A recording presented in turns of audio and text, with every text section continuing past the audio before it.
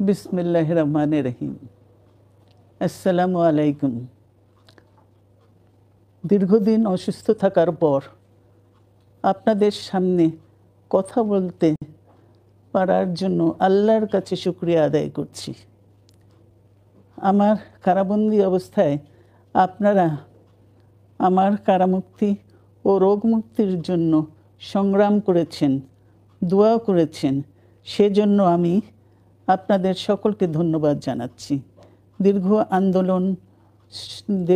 আন্দোলন সংগ্রাম ও ত্যাগের মধ্য দিয়ে আমরা ফ্যাসিবাদী অবৈধ সরকারের কাছ থেকে মুক্তি পেয়েছি। আমি আন্তরিক ধন্যবাদ জানাতে চাই আমাদের বীর সন্তানদের, যারা মরণপণ সংগ্রাম করে এই অসম্ভবকে সম্ভব করেছে। শত শত শহীদদের জানাই শ্রদ্ধা। এ বিজয় আমাদের নতুন সম্ভাবনা নিয়ে এসেছে। দীর্ঘদিনের নজিরবিহীন দুর্নীতি, গণতন্ত্রের ধ্বংসের স্তূপের মধ্য থেকে আমাদের নির্মাণ করতে হবে এক সমৃদ্ধ বাংলাদেশ। ছাত্র তরুণরাই আমাদের ভবিষ্যৎ।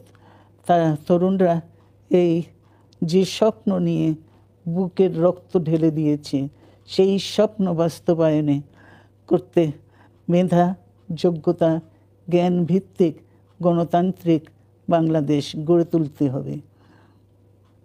শোষণহীন সমৃদ্ধ বাংলাদেশ, সকল ধর্মের গোত্রের অধিকার নিশ্চিত করতে হবে। শান্তি,